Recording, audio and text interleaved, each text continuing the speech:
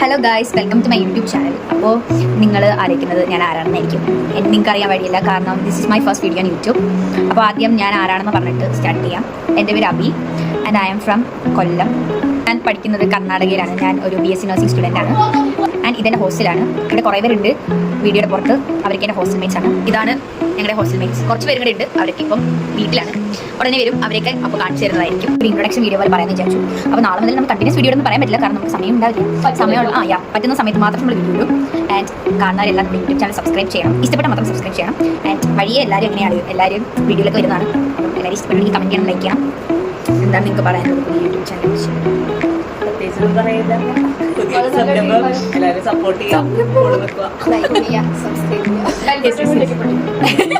ഇത് തീർത്ത.